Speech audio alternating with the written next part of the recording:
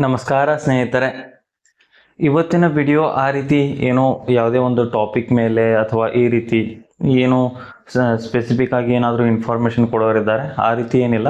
Just ಒಂದು intro ಅನ್ಬೋದು ಅಥವಾ ಜಸ್ಟ್ ನನಗೆ ಡಿ ಎಮ್ಸ್ಗಳು ಬಂದಿದ್ವು. ಕೆಲವೊಂದು ಸ್ಟೂಡೆಂಟ್ಸಲ್ಲಿ ಇಂಟ್ರಾಕ್ಷನ್ ಆಗುವಾಗ ಕೇಳಿದರು. ಸೊ ನನಗೆ ಕೇಳ್ತಾ ಇದ್ರು, ಸರ್ ನೀವು BNYS ಯಾಕೆ ಚೂಸ್ ಮಾಡಿದ್ರಿ, ನೀವು ಯಾಕೆ BNYS ಮಾಡಿದ್ರಿ, ನಿಮಗೆ ಹೇಗೆ ಗೊತ್ತಾಗಿತ್ತು BNYS ಬಗ್ಗೆ, ಈ ರೀತಿ ಅಂಥೇಳಿ ಸ್ಟೂಡೆಂಟ್ಸ್ ಕೇಳ್ತಾ ಇದ್ರು. ಸೊ ಎಲ್ಲರಿಗೂ ಕಾಮನ್ ಕ್ವಶನ್ ಬಂದೇ ಬರುತ್ತೆ. ಯಾರಿಗಾದರೂ ನೀವು ನೋಡ್ತಾ ಇದ್ದೀರಾ ಕಂಟಿನ್ಯೂಸ್ ಆಗಿ ಅಂತಂದರೆ ನಿಮ್ಮಲ್ಲಿ ಮನಸ್ಸಿನಲ್ಲಿ ಬರುತ್ತೆ, ನೀವು ಯಾಕೆ BNYS ಮಾಡಿದ್ರಿ ಅಂಥೇಳಿ. ಸೊ ಆ ರೀತಿ ಸ್ಟೂಡೆಂಟ್ಸ್ ಕೇಳ್ತಾ ಇದ್ದಾರೆ. ಸೊ ಅದ್ರ ಸಲುವಾಗಿ ಅಂಥೇಳಿ ಸಪ್ರೇಟ್ ಈ ವಿಡಿಯೋ ಮಾಡ್ಬೇಕಂಥೇಳಿ ಮನಸ್ಸಲ್ಲಿ ಕೆಲವೊಂದು ಬಾರಿ ಬಂದಿತ್ತು. ಆದರೆ ಏನು ಎದಕ್ಕೆ ಬೇಕಾಗಿದ್ದಪ್ಪ ಜನರಿಗೆ, ನನ್ನ ಬಗ್ಗೆ ಯಾರಿಗೆ ಏನು ಇನ್ಫಾರ್ಮೇಷನ್ ಏನಾದರೂ ಅವ್ರಿಗೇನು ಬೇಕೋ ಅಷ್ಟು ಗೊತ್ತಾದರೆ ಸಾಕು, ನನ್ನ ಬಗ್ಗೆ ನಾನು ಯಾಕೆ ಹೇಳ್ಬೇಕಂಥೇಳಿ ನಾನು ಇನ್ನೂವರೆಗೆ ಆ ವಿಡಿಯೋ ಮಾಡಿದ್ದಿಲ್ಲ. ಆದರೆ ಕೆಲವೊಂದಿಷ್ಟು ಸ್ಟೂಡೆಂಟ್ಸ್ಗಳು ಮೇಲೆ ರಿಕ್ವೆಸ್ಟ್ ಮಾಡ್ತಿದ್ದಾರೆ, ಕೇಳ್ತಿದ್ದಾರೆ ಅಂದ ಬಳಕ ಅದ್ರ ಸಲುವಾಗಿ ಅಂಥೇಳಿ ಒಂದೂವರೆ ವರ್ಷದ ನಂತರ ನಾನು ಈ ವಿಡಿಯೋ ಮಾಡ್ತಾ ಇದ್ದೇನೆ. ಸೊ ನಾನು ಯಾಕೆ BNYS ಮಾಡಿದೆ ಮತ್ತು ಹೇಗೆ ನನಗೆ ಗೊತ್ತಾಯಿತು, ಯಾವ ರೀತಿ ನನ್ನ ಜರ್ನಿ ಇತ್ತು, ಮತ್ತು ಇನ್ನೂವರೆಗೆ ಆಲ್ಮೋಸ್ಟ್ ನನ್ನ BNYS ಕಂಪ್ಲೀಟ್ ಆಗ್ತಾ ಇದೆ. ಸೊ ನನ್ನ ಜರ್ನಿ ಯಾವ ರೀತಿ ಇದೆ ಅಂಥೇಳಿ. ಸೊ ಬಿಗ್ನಿಂದ ಬರೋದಾದರೆ ನನಗೂ ಕೂಡ ಏನು BNYSನೇ ಮಾಡಬೇಕು ಅಂಥೇಳಿ ನನಗೇನು ಮೊದಲಿಂದ ಗೊತ್ತಿದ್ದಿಲ್ಲ. ನಾನು ಸ್ಟಾರ್ಟಿಂಗ್ದಲ್ಲಿ ನಾನು ನೇವಿಯಲ್ಲಿ ಹೋಗ್ಬೇಕಂಥೇಳಿ ನನ್ನ ಆಸೆ. ಅದ್ರ ಸಲುವಾಗಿ ಅಂಥೇಳಿ 10th ನನಗೆ ಗೊತ್ತಾಗಿತ್ತು. ಸೊ ನೇವಿದಲ್ಲಿ ಹೋಗ್ಬೇಕಾಗಿತ್ತು ಅಂತಂದರೆ ಸೈನ್ಸ್ ಕಂಪಲ್ಸರಿ, ನೀವು ಸೈನ್ಸ್ ಬ್ಯಾಕ್ಗ್ರೌಂಡ್ ಇರಬೇಕು PUCಲಿ ಅಂಥೇಳಿ. ಸೊ ಅದಕ್ಕೆ ಅಂಥೇಳಿ ನಾನು ಸೈನ್ಸ್ ಮಾಡಿದ್ದು. ನಾನು ಏನು BNYS ಮಾಡಬೇಕು ಅಥವಾ ಡಾಕ್ಟರ್ ಆಗಬೇಕು ಇಲ್ಲ ಇಂಜಿನಿಯರ್ ಆಗಬೇಕು, ಏನು ದೊಡ್ಡ ಸಾಧನೆ ಮಾಡ್ಬೇಕಂತೇಳಿ ಸೈನ್ಸ್ ಮಾಡಿದವನಲ್ಲ ನಾನು ಜಸ್ಟ್ ನೇವಿಯಲ್ಲಿ ಹೋಗಬೇಕು ಈ ರೀತಿ. ಅದಕ್ಕೆ ಸೈನ್ಸ್ ಬ್ಯಾಕ್ಗ್ರೌಂಡ್ ಕಂಪಲ್ಸರಿ ಇರುತ್ತೆ. ಆರ್ಮಿಯಲ್ಲಿ ಆದರೂ ಹೋದರೆ ಆಯಿತು, ಆದರೆ ನನಗೆ ಡಿಫೆನ್ಸಲ್ಲಿ ಹೋಗೋದಿತ್ತು ಸ್ಪೆಸಿಫಿಕ್ ಆಗಿ ಹೇಳೋದಾದರೆ. ಸೊ ನೇವಿಯಲ್ಲಿ ಹೋಗ್ಬೇಕಾದ್ರೆ ಸೈನ್ಸ್ ಬ್ಯಾಕ್ಗ್ರೌಂಡ್ ಬೇಕಾಗುತ್ತೆ, ಮರ್ಚೆಂಟ್ ನೇವಿಯಲ್ಲಿ ಅಂಥೇಳಿ ನಾನು ಸೈನ್ಸ್ ಬ್ಯಾಕ್ಗ್ರೌಂಡ್ ತೊಗೊಂಡಿದ್ದೆ. ಆದರೆ ನನಗೆ ಅಷ್ಟರಲ್ಲಿ 10th ಮುಗಿದ್ರಲ್ಲಿ ನಂತರ ಸ್ಪೆಕ್ಟ್ಸು ಬಂತು. ನಂತರ ಸ್ವಲ್ಪ ನಾನು ಎಲ್ಲದ್ರಲ್ಲಿ ಫಿಟ್ ಆಗ್ತಿದ್ದೆ, ಆದರೆ ಸ್ಪೆಕ್ಟ್ಸು ಮತ್ತು ಕೆಲವೊಂದಿಷ್ಟು ಅದೇ ರೀತಿ ಚಿಕ್ಕ ರೀಸನ್ಸ್ಗಳು ಅದು. ಅದರಿಂದ ನನಗೆ ಆ ರೀತಿ ಹೋಗ್ಬೇಕಾದ್ರೆ 12th ಮುಗಿದು ನಂತರ ಆ ಕಡೆ ಹೋಗ್ಬೇಕಾದ್ರೆ ಒಂದು ಸ್ವಲ್ಪ ಅದರಿಂದ ನಾವು ಕನ್ವರ್ಟ್ ಆದ್ನೆ. ಯಾವ ರೀತಿ ಅಂತಂದರೆ ನಾವು BNYSನೇ ಮಾಡಬೇಕು ಗೊತ್ತಿದ್ದಿದ್ದಿಲ್ಲ. KCT ಎಕ್ಸಾಮ್ ಬರ್ದಿದ್ವಿ, ನೀಟ್ ಎಕ್ಸಾಮ್ ಕೂಡ ಕಂಪ್ಲೀಟ್ ಆಗಿತ್ತು.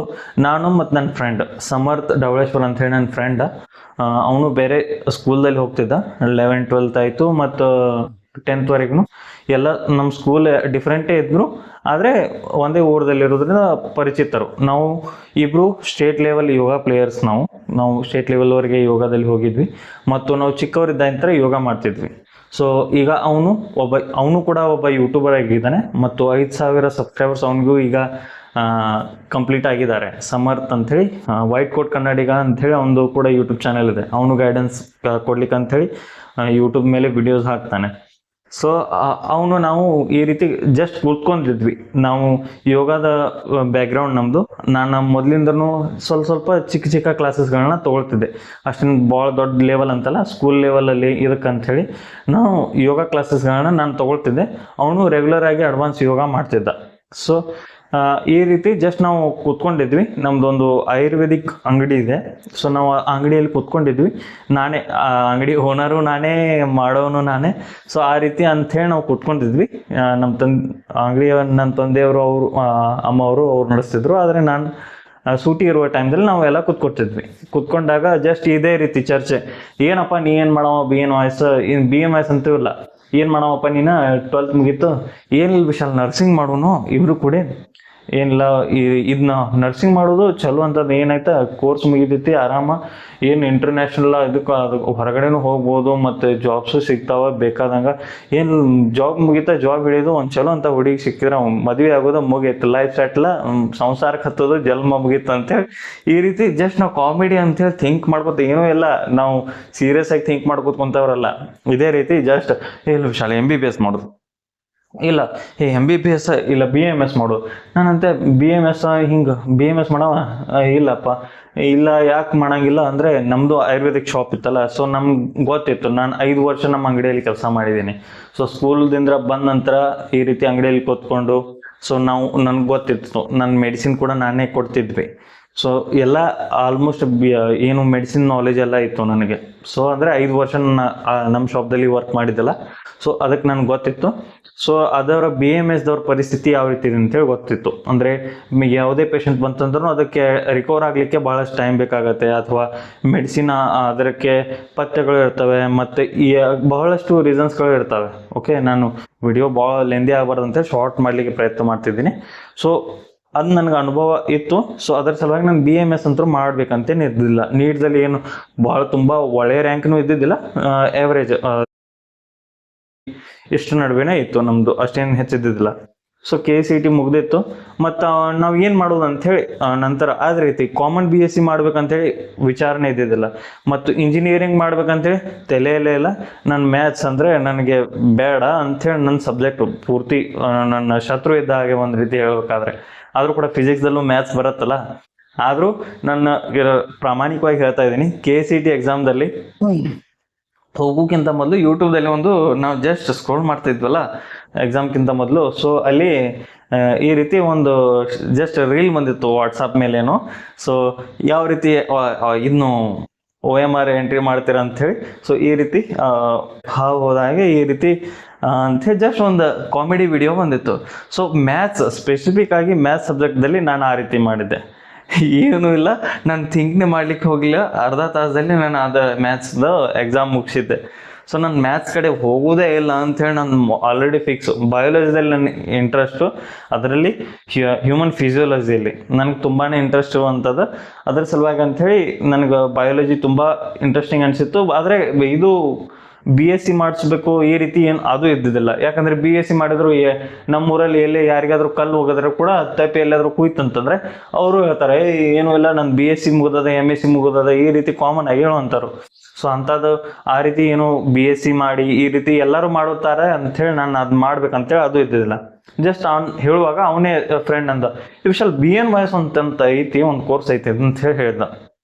ಸೊ ನನಗೆ ಗೊತ್ತಾಯಿತು, ಓ ಹಂಗೆ ಅಂಥೇಳಿ ನಾವು ಅಲ್ಲೇ ಕಂಪ್ಯೂಟರ್ ಇತ್ತು, ನಾವು ಸರ್ಚ್ ಮಾಡಿ ನೋಡಿದ್ವಿ BNYS ಅಂದರೆ ಏನು ಈ ರೀತಿ. ಸೊ ಆಯುರ್ವೇದ ನಂತರ ನಂಗೆ ಗೊತ್ತಿತ್ತು. ಆದರೆ ಡ್ರಗ್ಲೆಸ್ ಸಿಸ್ಟಮು ಮತ್ತು ಈ ರೀತಿ ಇದಾದರೆ ವರ್ಕ್ ಆಗತ್ತೆ ಅಂಥೇಳಿ ಅನಿಸ್ತು. ಯಾಕಂದರೆ ಅದರಲ್ಲಿ ಯೋಗ ಮತ್ತು ನ್ಯಾಚುರೋಪತಿ ಎರಡು ಬರುತ್ತೆ.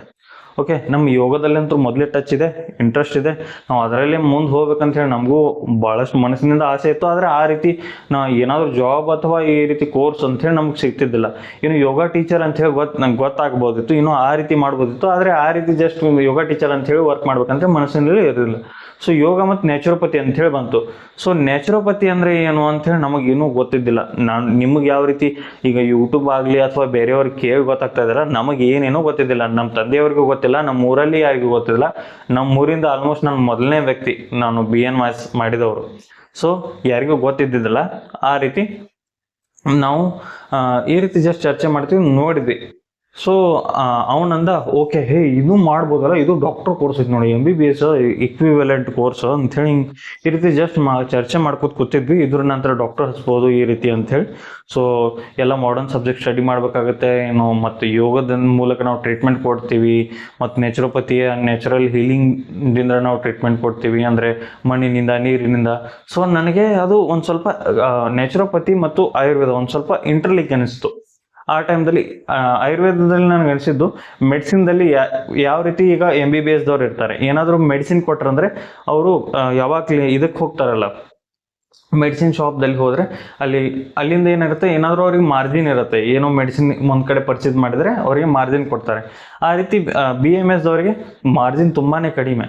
ಆಯುರ್ವೇದಿಕ್ ಮೆಡಿಸಿನ್ಗಳು ಇರ್ತವೆ, ಆದರೆ ಅದರಲ್ಲಿ ಏನಿದು ಅಮೌಂಟ್ ಏನಿರುತ್ತೆ ಅದು ತುಂಬ ಮಾರ್ಜಿನ್ ಕಡಿಮೆ ಇರುತ್ತೆ. ಸೊ ಅದರ ಸಲುವಾಗಿ ಅಷ್ಟು ಲೈಫ್ ಈಸಿಯಾಗಿ ಹೋಗೋದಿಲ್ಲ. ಅವರು ಇಲ್ಲ ಪಂಚಕರ್ಮ ಕೊಟ್ಟರೆ, ಟ್ರೀಟ್ಮೆಂಟ್ ಕೊಟ್ಟರೆ ಅದರಲ್ಲಿ ಅರ್ನಿಂಗ್ ಮಾಡ್ಬೋದು, ಒಳ್ಳೆಯದಿದೆ, ಟ್ರೀಟ್ಮೆಂಟ್ಸ್ಗಳು ಇರ್ತವೆ ಮತ್ತು ಇದು ಕೂಡ ಇರುತ್ತೆ. ಸೊ ನನಗೆ ಅದು ಇಂಟರ್ಲಿಂಕ್ ಅನಿಸ್ತು. ಅಂದರೆ ನ್ಯಾಚುರೋಪತಿಯಲ್ಲಿ ಕೆಲವೊಂದಿಷ್ಟು ಎಲ್ಲ ಟ್ರೀಟ್ಮೆಂಟ್ಗಳು, ಮಸಾಜ್ಗಳು ಮತ್ತು ಎಲ್ಲ ಏನೇನು ಥೆರಪೀಸ್ಗಳಿರ್ತಾವಲ್ಲ ಅವು ಕೆಲವೊಂದಿಷ್ಟು ಪಂಚಕರ್ಮಕ್ಕೆ ರಿಲೇಟೆಡ್ ಅನಿಸ್ತು. ಸೊ ಇನ್ನು BMS ಅಂತೂ ಮಾಡಬೇಕಂತೇನು ಇದ್ದಿದ್ದಿಲ್ಲ. ಅದರಲ್ಲಿ ಶ್ಲೋಕ ಅದು ಇದು ತುಂಬಾ ಇರುತ್ತೆ, ಎಲ್ಲ ಬಾಯಾಟ ಮಾಡಬೇಕಾಗಿರುತ್ತೆ. ಸೊ ಅದು ಅಷ್ಟು ವರ್ಕ್ ಆಗಲ್ಲ ಅನಿಸಿತ್ತು. ಆದರೆ ಅದಕ್ಕೆ ನಾನು BNYS ಮಾಡ್ಬೇಕಂತೇಳಿ ನಾನು ಚೂಸ್ ಮಾಡಿದೆ. ಸೊ ಈ ರೀತಿ ನಾನು ಸ್ಟಾರ್ಟ್ ಆಗಿದ್ದು. ನಾವು ಈ ರೀತಿ BNYS ಮಾಡ್ಬೇಕಂತೇಳಿ ನಮಗೆ ತಲೆಯಲ್ಲಿ ಬಂದಿದ್ದು. ಸೊ ಅದರ ನಂತರ ಮರುದಿನನೇ ನಾನು ಮನೆಯಲ್ಲಿ ಹೇಳಿದೆ, ಈ ರೀತಿಯ ಕೋರ್ಸ್ ಇದೆ, ಒಂದು ನೋಡಿ ಬರೋಣ ಅಂಥೇಳಿ ನಾನು ಜಸ್ಟ್ ಅಂಗಡಿಯಲ್ಲಿ ಒಬ್ರು ಕಸ್ಟಮರ್ ಬಂದಿದ್ರು, ಈ ರೀತಿ ಏನೋ ಚರ್ಚೆ ಮಾಡಾಕತ್ತಿದ್ವಿ, BNYS ಅಂತ ಹೇಳಿದ್ರು. ಸೊ ಹಂಗೆ ನ್ಯಾಚುರೋಪತಿ ಅಂದರೆ ಒಂದು SDM ಅಂತಿದೆ, ಉಜಿರಿ ಹೋಗು, ಅಲ್ಲಿ ಕಾಲೇಜ್ ಬೆಸ್ಟ್ ಇದೆ, ಅದು ನೋಡು ಅಂತ ಹೇಳಿದ್ರು. ಸೊ ಮರುದಿನನೇ ನಾವು ಬಸ್ ಹತ್ಕೊಂಡು ಹೋಗಿದ್ವಿ, ನಾನು ನನ್ನ ತಮ್ಮ. ಅದು ನನ್ನ ಫ್ರೆಂಡಿಗೆ ಕರೆದೆ, ಸಮರ್ಥ ಅಂತಿದ್ದಲ್ಲ, ಅವ್ನು ಹೇಳಿದವನು. ಅವನು ಬರಲಿಲ್ಲ. ಅವನು ಏನೋ ಈಗ ಲಾಂಗ್ ಟರ್ಮ್ ತೊಗೊಂಡು ನಂತರ ಅವನು BAMS ಮಾಡಿದ. ಈಗ ಅವನು ಸೆಕೆಂಡ್ ಇಯರ್ದಲ್ಲಿದ್ದಾನೆ, ನನ್ನ final year almost complete. So ಈಗ ಅವನು ಅದರಲ್ಲಾದರೆ ಸೆಕೆಂಡ್ ಇಯರ್. ಸೊ ಅವ್ನು ಬರಲಿಲ್ಲ, ಅವ್ನು BAMS ಮಾಡಿದ, ನಾನು BNYS ಮಾಡಿದೆ. ನಾನು ಹೋಗಿ ಈ ರೀತಿ ಮೊದಲು SDM ಕಾಲೇಜ್ ನೋಡಿದೆ, ಆಳ್ವಾಸ್ ನೋಡಿದೆ, ಘಟಪ್ರಭಾ ಕಾಲೇಜ್ ನೋಡಿದೆ. ಅದರ ನಂತರ ನನಗೆ ಕಂಪ್ಲೀಟಾಗಿ ಐಡಿಯಾ ಬಂತು. ಸೊ ಓಕೆ, BNYS ಅಂದರೆ ಏನು, ನಾವು ಏನು ಮಾಡ್ಬೇಕಂತ ಇದ್ದೀವಿ, ಇದರಿಂದ ಯಾವ ರೀತಿ ಟ್ರೀಟ್ಮೆಂಟ್ ಕೊಡ್ತೀವಿ ಎಲ್ಲ ನಾನು ಕ್ಲಿನಿಕ್ ನೋಡಿದ್ದೆ, ಇದು ನೋಡಿದ್ದೆ. ಸೊ ಎಲ್ಲ ರೀತಿ ನನಗೂ ಏನಿಲ್ಲ, ಜೀರೋದಿಂದ ನಾನು ಹೊರಗೆ ಬಿದ್ದವನು, ಜೀರೋದಿಂದನೇ ನನಗೆ ಗೊತ್ತಾಗಿದ್ದು ಎಲ್ಲನೇ. ಪ್ರತಿಯೊಂದು ತಿರುಗಾಡಿ ನೋಡಿ, ಎಲ್ಲರಿಂದ ಮಾತಾಡಿ, ಸ್ಟೂಡೆಂಟ್ಸ್ ಜೊತೆ ಮಾತಾಡಿ, PG ಅವ್ರ ಜೊತೆ, ಸ್ಟೂಡೆಂಟ್ಸ್ ಜೊತೆ ಮಾತಾಡಿ ನಂತರನೇ ನನಗೆಲ್ಲ ಅರ್ಥ ಆಗಿದ್ದು, ನಂತರನೇ ಗೊತ್ತಾಗಿದ್ದು. ಅದರ ನಂತರ ನಾನು ಡಿಸೈಡ್ ಮಾಡಿದೆ. ಸೊ ಅಲ್ಲಿಂದ ಮನೆಗೆ ಬರೋವರೆಗೆ ನಮ್ಮ ತಂದೆ ಒಂದು ಹೇಳಿ ಹೋಗಿದ್ದೆ, ನಾನು BNYS ಮಾಡ್ಬೇಕಂತಿದ್ದೀನಿ, ಈ ರೀತಿ ಒಂದು ಕೋರ್ಸ್ ಇದೆ ಅಂತೇಳಿ. ಅಷ್ಟರಲ್ಲಿ ನಮ್ಮ ತಂದೆಯವರು ಒಂದು ಕೋರ್ಸ್ ಹುಡುಕಿಟ್ಟಿದ್ರು. ಸೊ ಇದು ಕಾಲೇಜ್ ಬೆಸ್ಟ್ ಇದೆ, ನೀನು ಈ ಕಾಲೇಜಿಗೆ ಚಲೋ ಇದೆ, ಆ ಕಡೆ ಹೋಗು ಅಂಥೇಳಿ. ಸೊ ಆ ರೀತಿ ಬಂದಿದ್ರು. ಮತ್ತು ಇದರಲ್ಲಿ ನನ್ನ ಪೂರ್ತಿ ಜರ್ನಿಯಲ್ಲಿ ನಮ್ಮ ತಂದೆಯವರಿಗೆ ನಾನು ತುಂಬಾ ಥ್ಯಾಂಕ್ ಯು ಹೇಳಬೇಕು. ಅಂದರೆ ಎಷ್ಟು ಹೇಳಿದ್ರು ಕಡಿಮೆ. ಯಾಕಂತಂದರೆ ಎಲ್ಲಕ್ಕಿಂತ ಮೊದಲು ಬೇಕಾಗಿರುವಂಥದ್ದು ಫ್ಯಾಮಿಲಿ ಸಪೋರ್ಟ್. ನಮ್ಮ ತಂದೆಯವರು ಎಂದೂ ನನಗೆ ಪ್ರೆಷರ್ ಮಾಡಿದ್ದಿಲ್ಲ. ನೀನು 12th ಮುಗಿದ ನಂತರ ನಾನು ಏನು ಮಾಡ್ತೇನೋ, ನಮ್ಮ ತಂದೆಯವರು ಅಷ್ಟೊಂದು ಏನು ಒತ್ತಾಯವಾಗಿ ಕೇಳಿಯೂ ಇಲ್ಲ. ಮತ್ತು ಏನು ಇಷ್ಟು ನೀನು ಏನು ಮಾಡ್ತೀಯ ಅಥವಾ ಏನು ಕನಸು ಕಾಣ್ತಾ ಇದೆ ಎಲ್ಲ ಅಷ್ಟು ಆ ರೀತಿ ಏನು ಬೆನ್ನು ಹತ್ತಿದ್ದಿಲ್ಲ ನಮ್ಮ ತಂದೆಯವರು. ಸೊ ಏನಾದರೂ ಲೈಫ್ದಲ್ಲಿ ಮಾಡ್ತಾನೆ ಕಾನ್ಫಿಡೆಂಟ್ ಅಂತೇಳಿ ನಮ್ಮ ತಂದೆಯವರು ಇದ್ದರು. ನನಗೆ ನಾವು ಅಂಗಡಿಯಲ್ಲಿ ವರ್ಕ್ ಮಾಡ್ತಿದ್ನಲ್ಲ, ಏನೇ ಇದ್ರೂ ಅಂಗಡಿಯಲ್ಲಿ ನೀವು ವರ್ಕ್ ಮಾಡ್ತಾ ಇದ್ರೆ ಮಾಲೀಕರಿದ್ರೆ ಏನಾಯ್ತು, ಏನೇ ಇದ್ರೆ ಆಯಿತು, ಒಂದು ಚಿಕ್ಕ ಹುಡುಗ ನಂತರ ಯಾರೇ ಬಂದರೂ ಏನು ಹಿಂಗೆ ತುಂಬ ರೆಸ್ಪೆಕ್ಟ್ ಕೊಟ್ಟು ಏನು ಮಾತಾಡಲ್ಲ. ಸೊ ಆ ರೀತಿ ಬರ್ತಿರ್ತಾರೆ. ಮತ್ತು ಅದೇ ರೀತಿ ನಾವು ಹೊರಗಡೆ ಹೋದಾಗ ಅಕ್ಕಪಕ್ಕದವರೆಲ್ಲ ಕಂಟಿನ್ಯೂಸ್ ಆಗಿ ನೋಡ್ತಿರ್ತಾರಲ್ಲ, ಏನು ವರ್ಕ್ ಹುಡುಗಿ ಎಷ್ಟು ಶಾನೆ ಅದಾನ ಅಂತೇಳಿ. ಭಾಳ ಅಭ್ಯಾಸ ಮಾಡೋವಿದ್ದಂದ್ರೆ ಸ್ವಲ್ಪ ಚಲೋ ಹಾಪಿ ಅಂತೇಳಿ ಈ ರೀತಿ ಮಾತಾಡ್ತಾರೆ. ಇಲ್ಲ ಒಂದು ಎವರೇಜ್ ಇದ್ರೆ ಬಾರ ಹೋಗೋ, ಈ ರೀತಿ ಭಾಳ ರೆಸ್ಪೆಕ್ಟ್ ಕೊಟ್ಟು ಮಾತಾಡಲ್ಲ. ಅಂದರೆ ನೀವು ಅಷ್ಟು ಅವ್ರಿಗೆ ಒಂದು ವೇಳೆ ಹೆಲ್ಪ್ಫುಲ್ ಅನಿಸಲಿದ್ರೆ ಅವರು ತುಂಬಾನೇ ಏನು ರೆಸ್ಪೆಕ್ಟ್ ಕೊಡಲ್ಲ. ಆ ರೀತಿನೂ ಪರಿಸ್ಥಿತಿಗಳು ಅಂದರೆ ನಮ್ಮ ಜೊತೆ ಆಗಿದ್ದು ಬಹಳಷ್ಟು ಘಟನೆಗಳು. ಸೊ ಅದೇ ಈಗ ಆ ಪರಿಸ್ಥಿತಿ ಯಾವ ರೀತಿ ಇದೆ ಅಂತಂದ್ರೆ, ಯಾರು ನಮ್ಗೆ ಆವಾಗ ಅಷ್ಟೊಂದು ರೆಸ್ಪೆಕ್ಟ್ ಕೊಡ್ತಿದ್ದಿಲ್ಲ, ಈಗ ಅವರೇ ನಮ್ಮ ಪೇಷಂಟ್ ಇದ್ದಾರೆ. ನನ್ನ ಸೆಕೆಂಡ್ ಇಯರ್ದಲ್ಲೇ ನಾನು ಕೆಲವೊಂದಿಷ್ಟು ಪೇಷಂಟ್ ಅಂದರೆ ಅವ್ರನ್ನೇ ನಮ್ಮ ಊರಲ್ಲಿ ಕಾಂಟ್ಯಾಕ್ಟ್ ಮಾಡಿ, ಸರ್ ನಾವು ಹಿಂಗೆ ಏನಾದರೂ ಪ್ರಾಬ್ಲಮ್ ಬಂದಿತ್ತು ಅಂತಂದರೆ ಅವ್ರಿಗೆ ಏನಾದರೂ ನಾವು ಹೇಳಿದ ನಂತರ ಅವ್ರಿಗೆ ಟ್ರೀಟ್ಮೆಂಟ್ದಲ್ಲಿ ಜಸ್ಟ್ 1 ವಾರದಲ್ಲಿ ಅವ್ರಿಗೆ ತುಂಬ ರಿಲ್ಯಾಕ್ಸ್ ಅನಿಸುತ್ತೆ. ಅಷ್ಟರಲ್ಲಿ ಅವರು ರಿಲ್ಯಾಕ್ಸ್ ಆಗಿದ್ರು. ಅವ್ರು ಡಯಾಬಿಟೀಸ್ ಆಯಿತು, ಕೆಲವೊಂದಿಷ್ಟು ಡಿಸಾರ್ಡರ್ಸ್ಗಳಿದ್ರು, ಅವರಲ್ಲಿ ತುಂಬಾ ರಿಲೀಫ್ ಅನಿಸಿತ್ತು. ಆಗಿನಿಂದ್ರೇ ಅಂಥ ವ್ಯಕ್ತಿ ನೋಡಿ, ನಾವು ಇದೇ ರೀತಿ ಮುಂದಿನ ಹಾದಿ ಮೇಲೆ ಹೊಂಟಿದ್ವಿ ಅಂತಂದ್ರೆ ನಮಗೆ ಯಾರು ನೋಡುವಂಥವ್ರಲ್ಲ, ಯಾರು ಕೇಳಾರಲ್ಲ, ಯಾರು ಅದಾನಂತೇಳಿ ಗೊತ್ತಿದ್ದಿಲ್ಲ. ಆ ಟೈಮ್ದಲ್ಲಿ ಲಕ್ಷ್ಯ ಯಾರು ಕೊಡ್ತಿದ್ದಿಲ್ಲ. ಆದರೆ ಅದೇ ವ್ಯಕ್ತಿ ಅವನೇ ನಾವು ಏನೋ ವಾಕಿಂಗ್ ಅಂಥೇಳಿ ಅಥವಾ ರಜೆಗೆ ಅಂಥೇಳಿ ಮನೆಗೆ ಹೋದಾಗ ಈ ರೀತಿ ತಿರುಗಾಡ್ಲಿಕ್ಕೆ ಅಥವಾ ಏನೋ ಹೊರಗೆ ಹೋಗಿದ್ವಿ ಅಂತಂದರೆ, ನಾನು ಬೈಕ್ ಮೇಲೆ ಹೋಗಬೇಕು ಆ ರೀತಿ ಅಂಥೇಳಿ ಏನಿರಲ್ಲ, ಜಸ್ಟ್ ನಡ್ಕೋತ ಹೋಗಿದ್ರು ಕೂಡ, ಸರ್ ಬರ್ತೀರೇನು, ಸರ್ ಮನೆಗೆ ಬಿಟ್ಟು ಬರಲೇನು, ಅಲ್ಲಿವರೆಗೆ ಅಷ್ಟರಲ್ಲಿ ನಮ್ಮ ಮನೆಗೆ ಬಿಟ್ಟು ಬರೋದ್ರಲ್ಲೇ ತಮ್ಮ 2-3 ಸಮಸ್ಯೆಗಳನ್ನ ಶೇರ್ ಮಾಡಿರ್ತಾರೆ. ಸರ್ ನಂಗೆ ಡಯಾಬಿಟೀಸ್ ಆಗಿತ್ತು, ಇದಾಗಿದೆ, ಏನು ಮಾಡ್ಬೇಕು ಆ ರೀತಿ. ಸೊ ಕೇಳ್ತಾರೆ. ಯಾವಾಗ ನೀವು ಹೆಲ್ಪ್ಫುಲ್ ಆಗಿರ್ತೀರ, ಅವ್ರಿಗೆ ಸಮಾಜಕ್ಕೆ ಒಂದು ಏನಾದರೂ ಒಳ್ಳೇದು ಮಾಡ್ತಾ ಇರ್ತೀರ, ಆ ರೋಲ್ದಲ್ಲಿ ಆ ಟೈಮ್ದಲ್ಲಿ ನಿಮಗೆ ರೆಸ್ಪೆಕ್ಟ್ ಕೊಡತ್ತಾರೆ. ನಾನು ಎದಕ್ಕೆ ನೀವು BNYS ಮಾಡಿದ ನಂತರ ನಿಮಗೆ ಯಾವಾಗ ವ್ಯಾಲ್ಯೂ ಬರುತ್ತೆ ಅಂತಂದರೆ, ಯಾವಾಗ ನೀವು ಒಂದು ಸ್ವಲ್ಪ ನಾಲೆಜ್ ಅನ್ಸುತ್ತೆ, ನೀವು ಯಾವಾಗ ಪೇಷಂಟ್ಗಳನ್ನ ಟ್ರೀಟ್ ಮಾಡ್ಲಿಕ್ಕೆ ಸ್ಟಾರ್ಟ್ ಮಾಡ್ತಿರಲ್ಲ. ಸೊ ಜಸ್ಟ್ ಏನಿಲ್ಲ, ನಿಮ್ಮ ಹೆಸರು ಮುಂದೆ ಡಾಕ್ಟರ್ ಇದ್ರೆ ಸಾಕು, ಒಂದು ಡಿಗ್ರಿ ನಿಮ್ಮ ಪೂರ್ತಿ ಲೈಫ್ನ ಚೇಂಜ್ ಮಾಡುತ್ತೆ. ಯಾವ ರೀತಿ ಎಲ್ಲರೂ ನೋಡುವ ದೃಷ್ಟಿ ಇರುತ್ತಲ್ಲ, ಅದನ್ನು ಚೇಂಜ್ ಮಾಡುತ್ತೆ. ಓಕೆ, ಯಾವ ದೃಷ್ಟಿಯಿಂದ ನೋಡ್ತಾನೆ ಡಾಕ್ಟರು, ಏನೂ ಇಲ್ಲಪ್ಪ ಲೈಫ್ದಲ್ಲಿ ಅಂದಾದ್ರೂ ಉಪಯೋಗ ಬಂದೇ ಬರ್ತಾನೆ, ಇವ್ ಹೆಲ್ತ್ ಕೆಟ್ಟಂದ್ರೆ ಮೊದಲು ಇವ್ರ ಕಡೆ ಹೋಗ್ಬೇಕು ಅಂತ ರೆಸ್ಪೆಕ್ಟ್ ಅಂತೂ ನಿಮಗೆ ತುಂಬ ಸಿಗುತ್ತೆ. ಸೊ ನನ್ನ ಅನುಭವ ಹೇಳ್ತಾ ಇದ್ದೀನಿ, ಏನು ಭಾಳ ದೊಡ್ಡ ಬಾಯಿ ಮಾತು, ಇದು ದೊಡ್ಡ ಮಾತು ಮುಗಿತಾ ಇದ್ದಾನೆ ಆ ರೀತಿ ಏನಿಲ್ಲ. ಸೊ ನನ್ನ ಮಾತು ಹೇಳ್ತಾ ಇದ್ದೀನಿ ಯಾವ ರೀತಿ ಇದಂತೆ. ಸೊ ನಮ್ಮ ತಂದೆಯವರು ಕೂಡ ಸಪೋರ್ಟಿವ್ ಆಗಿದ್ರು. ಸೊ ಏನಿಲ್ಲಪ್ಪ ನೀ ಏನು ಮಾಡ್ತೀಯ ಮಾಡು, ಈ ರೀತಿ ಅಂತ ಹೇಳಿ ಫ್ರೀಡಮ್ ಕೊಟ್ಟಿದ್ರು. ಸೊ ನಾವು ಈ ರೀತಿಯಾಗಿ BNYS ಚೂಸ್ ಮಾಡಿದ್ವಿ. ಸೊ ಅದೇ ರೀತಿ ಬಂತು. ಮತ್ತು ನಾನು BNYS ಚೂಸ್ ಮಾಡಿದೆ. ನಂತರ ನಾವು BNYS ಫೀಲ್ಡಲ್ಲಿ ಹೋದ್ವಿ. ನನ್ನ ಫ್ರೆಂಡ್ ಅವನು BMSದಲ್ಲಿ ಹೋದ. ಈ ರೀತಿ ಬರ್ಬರ್ತಾ ಈಗ first year, second year, third year ಒಂದು ಬ್ಯಾಕ್ ಇರಲಾರ್ದೆ ಯಾವುದೂ ಬ್ಯಾಕ್ ಇಲ್ಲ. ಆದರೆ 4th ಇಯರ್ ಕಂಪ್ಲೀಟ್ ಆಯಿತು. ಅಂದರೆ ಒಂದು ಇದು ಸ್ಕೂಲ್ ಘಟನೆ ಕೂಡ ನೆನಪು ಬರ್ತಾ ಇದೆ. ಅಂದರೆ ನಾನು PUC ದಲ್ಲಿದ್ದೆ. ಒಬ್ಬರು ನಮಗೆ ಟ್ಯೂಷನ್ ಹೇಳಲಿಕ್ಕೆ ಅಂತ ಹೇಳಿ ಬರ್ತಿದ್ರು. ನಾನು ಟ್ಯೂಷನ್ಗೆ ಹೋಗ್ತಿದ್ದೆ. ಅಲ್ಲಿ ಒಬ್ಬರು ಏನೋ ಸ್ಕೂಲ್ದವರು ಕರೆಸಿದ್ರು ಅವ್ರಿಗೆ ಟ್ಯೂಷನ್ ಸಲುವಾಗಿ ಅಂಥೇಳಿ. ಏನೋ ಅವ್ರ PhD ಏನೋ ಬೇರೆ ದೇಶದಲ್ಲಿ ಹೋಗಿ ಕೂಡ ಏನೋ ಒಂದು PhD ಮುಗಿಸ್ಕೊಂಡು ಬಂದಿದ್ರು. ಏನೋ ಬೆಸ್ಟ್ ಫಿಸಿಕ್ಸಲ್ಲಿ ಏನೋ ಒಂದು ರಿಸರ್ಚ್ ಮಾಡಿರ್ಬೋದು, ಏನೋ ಇತ್ತು ಅವ್ರದ್ದು. ಸೊ ಅವ್ರು ಕ್ಲಾಸ್ ತೊಗೊಳ್ತಾ ಇದ್ರು. ಸೊ ಅವ್ರು ಏನು ಹೇಳ್ತಾ ಇದ್ದಾರೆ ಅಂತೇಳಿ ನನ್ನ ಫಿಸಿಕ್ಸ್ ಅರ್ಥ ಆಗಲಿಲ್ಲ. ಏನು ಹೇಳಕತ್ತಾರಪ್ಪ ಅಂತೇಳಿ ನಾನು ಜಸ್ಟ್ ಹಿಂಗೆ ಇದೇ ರೀತಿ ಜಸ್ಟ್ ನಾನು ನೋಡ್ಕೊತ ಕುಂತಿದ್ದೆ. ಎಲ್ಲರೂ ನೋಟ್ಸ್ ಅಂತೇಳಿ ಬರ್ಕೋತ ಕುಂತಿದ್ರು, ನಾನು ನೋಡ್ಕೊತಾ ಕುಂತಿದ್ದೆ. ಸೊ ಅವ್ರು ಅಂದರು, ಏನು ಮಾಡಕತ್ತೀವೋ ನೀನು, ಇಲ್ಲಿ ಯಾವ ಟೀಚರ್ ಬಂದು ನಿಂತಿದ್ದಾನೆ ಗೊತ್ತದ ನನ್ನ ಹೆಸರು ಗೂಗಲ್ ಮಾಡಿ ನೋಡು, ಗೂಗಲ್ದಾಗ ಕೂಡ ಗೊತ್ತಾಗತ್ತೆ ನಾನು ಯಾರದೇನೆ, ಎಂಥ ವ್ಯಕ್ತಿ ಇದ್ದೇನೆ ಅಂತೇಳಿ. ಸೊ ಅವ್ರು ಅಂತಿದ್ರು. ಅವ್ರು ಅಂದ ನಂತರ ನನಗೆ ಏನಪ್ಪ ಹಿಂಗೆ ಅನ್ನಕತ್ತಾರೆ. ಜಸ್ಟ್ ನಾನು ಕೇಳಿಸಿದ್ದೆ, ನನಗೇನು ಅನಿಸಿತ್ತು, ಓಕೆ ನಾವು ಅಷ್ಟೊಂದು ಏನಿದೆ ಅನಿಸ್ಲಿಲ್ಲ. ಆದರೆ ಅದೇ ನನ್ನ ಲಾಸ್ಟ್ ಕ್ಲಾಸ್ ಫಿಸಿಕ್ಸ್ದು, ಅದೇ ನನ್ನ ಟ್ಯೂಷನ್ದಲ್ಲಿ ಅದೇ ಲಾಸ್ಟ್ ಕ್ಲಾಸ್. ಅದ್ರ ನಂತರ ನಾವು ಕ್ಲಾಸ್ಗೆ ಹೋಗಿಲ್ಲ. ನಂತರ ನಮ್ಮ ಸೆಲ್ಫ್ ಸ್ಟಡಿ ಅಂತೇಳಿ ನಾನು ಟ್ಯೂಷನ್ ಬಿಟ್ಬಿಟ್ಟೆ, ಮನೆಯಲ್ಲಿ ಕುಂತು ಓದಿದ್ದೆ. ಅದ್ರ ನಂತರ ನಾವು ಎಕ್ಸಾಮ್ ಎಲ್ಲ ಬರೆದಿದ್ದು ಈ ರೀತಿ. ಸೊ ನನ್ನ ಪರಿಸ್ಥಿತಿ ಹೇಳ್ತಾ ಇದ್ದೇನೆ ಈ ರೀತಿ. ಜಸ್ಟ್ ಇದು ಮಾಡ್ತಾ ಹೋಗಿದ್ವಿ. ಸೊ ಅವ್ರು ಅಂದಿದ್ರಲ್ಲ, ಸೊ ನನ್ನ ಹೆಸರು ಏನೇ ಇತ್ತು ಅಂದ್ರೂ ನನ್ನ ಹೆಸರು ಈ ರೀತಿ ಗೂಗಲ್ ಮಾಡಿ ನೋಡು, ನಿನ್ಗೆ ಗೊತ್ತಾಗತ್ತೆ ಅಂಥೇಳಿ. ನಿನಗೆ ಯಾವ ಟೀಚರ್ ಬಂದು ಕಲಿಸ್ತಾ ಇದ್ದಾರೆ ಮತ್ತು ನೀನು ಹೆಂಗೆ ಓದಬೇಕು ಅಂಥೇಳಿ. ಅವ್ರೇನೋ ಮೋಟಿವೇಟ್ ಮಾಡಲಿಕ್ಕೆ ಏನೋ ಆ ಪರ್ಪಸ್ದಿಂದ ಹೇಳ್ತಿರ್ಬೋದು. ಆದರೆ ನನಗೆ ಆ ಮಾತು ಒಂದು ಸ್ವಲ್ಪ ಮನಸ್ಸಿಗೆ ಹತ್ತಿತ್ತು. ಸೊ ಆವಾಗ ನನಗೆ ಬಂದಿತ್ತು, ಏನೂ ಇರಲಿಲ್ಲ, ಆದರೆ ನಾನು ಯಾವ ಫೀಲ್ಡಲ್ಲಿ ವರ್ಕ್ ಮಾಡ್ತೀನಲ್ಲ, ಅಟ್ಲೀಸ್ಟ್ ಆ ಫೀಲ್ಡಲ್ಲಾದರೂ ಒಂದು ಅಟ್ಲೀಸ್ಟ್ ಏನೂ ಇರಲಿಲ್ಲ ಅಂದ್ರೆ ಒಂದು ಮುಖ ಆದರೂ ನೋಡಿರ್ತಾರೆ, ಆ ರೀತಿ ಆಗಬೇಕು ಅಂಥೇಳಿ ಒಂದು ನನಗೂ ಕೂಡ ಮನಸ್ಸಿನಲ್ಲಿತ್ತು. ಅವ್ರು ಅಂದ ಬಳಿಕ ಅದರ ನಂತರ ಅದ್ರ ಸಲುವಾಗಿ ಅಂಥೇಳಿ ನಾನು ಯೂಟ್ಯೂಬ್ ಸ್ಟಾರ್ಟ್ ಮಾಡಿದ್ದು. ಸೊ ಜಸ್ಟ್ ಅದಂಥೇಳಿ ನಾನು ಸ್ಟಾರ್ಟ್ ಮಾಡಿದ್ದೆ ಜಸ್ಟ್ ನನ್ನ ಜೊತೆಗೆ ಸಮರ್ಥ, ನನ್ನ ಫ್ರೆಂಡ್ ಅದಾನಲ್ಲ, ಅವನಿಗೆ 5K ಸಬ್ಸ್ಕ್ರೈಬ್ಸ್ ಕಂಪ್ಲೀಟ್ ಆಗಿದ್ದಾವೆ. ಅವನು ಕೂಡ ನನ್ನ ಜೊತೆಗೆ ಸ್ಟಾರ್ಟ್ ಮಾಡಿದ್ದ. ಸೊ ಈ ರೀತಿ ನನ್ನ ಜರ್ನಿ ಸ್ಟಾರ್ಟ್ ಆಗಿದ್ದು. ಈ ರೀತಿಯಾಗಿ ನಾವು ಇನ್ನೂವರೆಗೆ ನಾನು ನಿಮಗೆ ಬಂದು ತಲುಪ್ತಾ ಇದ್ದೀನಿ. ಈ ರೀತಿ ನಾವು ಮಾತಾಡ್ತಾ ಇದ್ದೀವಿ ಅಥವಾ ಏನೋ ಒಂದು ಕನ್ವರ್ಜೇಷನ್ ನಡೀತಾ ಇದೆ, ನೀವು ನೋಡ್ತಾ ಇದ್ದೀರಾ. ಸೊ ಈ ರೀತಿ ನಮ್ಮ ಜರ್ನಿ ಆಗಿತ್ತು. ಏನು ದೊಡ್ಡದು ತುಂಬ ಆ ರೀತಿ ಅಷ್ಟೊಂದು ಇದ್ದಿದ್ದಿಲ್ಲ, ಆದರೆ ಸಿಂಪಲ್ ಜರ್ನಿ. ಈ ರೀತಿ ನಮಗೆ BNYS ಬಗ್ಗೆ ಗೊತ್ತಾಗಿತ್ತು ಮತ್ತು ಈ ರೀತಿ ನಾವು ಮಾಡ್ಬೇಕಂತೇಳಿ ನಮ್ಮ ತಲೆಯಲ್ಲಿ ಬಂದಿತ್ತು. ಸೊ ಏನು ಈಗ ನಿಮಗೂ ಅನಿಸ್ಬೋದು, ಕೆಲವೊಂದು ಬಾರಿ ನಿಮಗೂ ಕೂಡ ಡೌನ್ಫಾಲ್ ಬಂದೇ ಬರುತ್ತೆ ಲೈಫ್ದಲ್ಲಿ, ಅಪ್ ಡೌನ್ ಇದ್ದೇ ಇರುತ್ತೆ. ಸೊ ನಿಮಗೂ ಬರುತ್ತೆ. ಆದರೆ ಒಂದು ಮಾತು ಅಂತರೂ ನೆನಪಿಟ್ಕೊಳ್ಳಿ, ನೀವು ಎಷ್ಟೇ ಬೇರೆ ಯಾವುದೇ ಕೋರ್ಸ್ದಲ್ಲಿ ಹೋಗಿ ಅಥವಾ ಏನು ಮಾಡಿದರೆ ಅರ್ನಿಂಗ್ ಮಾಡ್ಬೋದು, ದುಡ್ಡು ಗಳಿಸ್ಬೋದು. ಆದರೆ ಏನು ರೆಸ್ಪೆಕ್ಟ್ ಅನ್ನೋದೇನಿರುತ್ತಲ್ಲ, ಈಸಿಯಾಗಿ ಅಷ್ಟು ಯಾರೂ ಕೊಡಲ್ಲ. ಏನೋ ಎಷ್ಟೇ ದುಡ್ಡು ಇದ್ದವನಿಗೆ ಆಯಿತು, ಇದಕ್ಕಾಯಿತು, ಅಷ್ಟೊಂದು ರೆಸ್ಪೆಕ್ಟ್ ಸಿಗೋಲ್ಲ. ಆದರೆ ಜಸ್ಟ್ ನೀವು ಒಂದು ಪೇಷಂಟ್ ನೋಡ್ತಿರ್ತಾರ, ಅವರಿಂದ ಏನು ರೆಸ್ಪೆಕ್ಟ್ ಸಿಗುತ್ತೆ ಆ ರೀತಿ ಸಿಗೋಲ್ಲ. ನೀವು ಸ್ಟಾರ್ಟಿಂಗಲ್ಲಿ 25,000, 30,000, 35,000 ಈ ರೀತಿ ಸ್ಟಾರ್ಟಿಂಗ್ದಲ್ಲಿ ಬೇಸಿಕ್ಕಾಗಿ ಅರ್ನಿಂಗ್ ಮಾಡ್ಬೋದು. ಓಕೆ, ಆ ರೀತಿ ಇರುತ್ತೆ. ಆದರೆ ಅದನ್ನು ನೋಡಿ ಅಂಥೇಳಿ ಏನಪ್ಪ ಇದು ಕೋರ್ಸ್ ಅಷ್ಟೊಂದು ಒಳ್ಳೆಯದಿಲ್ಲ ಅಥವಾ ವ್ಯಾಲ್ಯೂಯಬಲ್ ಇಲ್ಲ, ಸ್ಕೋಪ್ ಇಲ್ಲ, ಈ ರೀತಿ ಥಿಂಕ್ ಮಾಡಲಿಕ್ಕೆ ಹೋಗಬೇಡಿ. ಸ್ಕೋಪ್ ತುಂಬಾ ಇದೆ. ಓಕೆ, ನೀವು ಮಾಡ್ಲಿಕ್ಕೆ ಹೋದರೆ ಬಹಳಷ್ಟು ಸ್ಕೋಪ್ ಇದೆ. ಯಾಕಂದರೆ ಕೋರ್ಸ್ ಇನ್ನೂ ಬೆಳೀತಾ ಇದೆ. ಇದು ಹೊಸದಾಗಿ ಇನ್ನೂ ಕಂಟಿನ್ಯೂಸ್ ಆಗಿ ಡೆವಲಪ್ ಆಗ್ತಾ ಹೋಗ್ತಾ ಇದೆ. ಸೊ ನಿಮಗೆ ತುಂಬ ವ್ಯಾಲ್ಯೂ ಇದೆ. ಸೊ ಈ ರೀತಿ ನಮ್ಮದಂತೂ ಜರ್ನಿ ಇದೆ.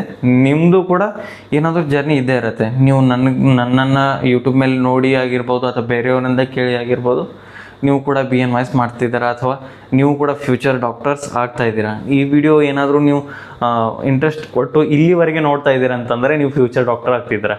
ಸೊ ನಿಮಗೆ ತುಂಬಾ ಅಭಿನಂದನೆಗಳು. ನಾನು ಮೊದಲೇ ಹೇಳ್ತಾ ಇದ್ದೀನಿ, ಇನ್ನೂ ರಿಸಲ್ಟ್ ಬರಲಿ, ನಂತರ ಸೀಟ್ ಸಿಗಲಿ ಅಥವಾ ಬಿಡಲಿ, ನೀವು ಫ್ಯೂಚರ್ ಡಾಕ್ಟರ್ ಆಗ್ತೀರಾ ಅಂಥೇಳಿ. ಸೊ ಅಭಿನಂದನೆಗಳು.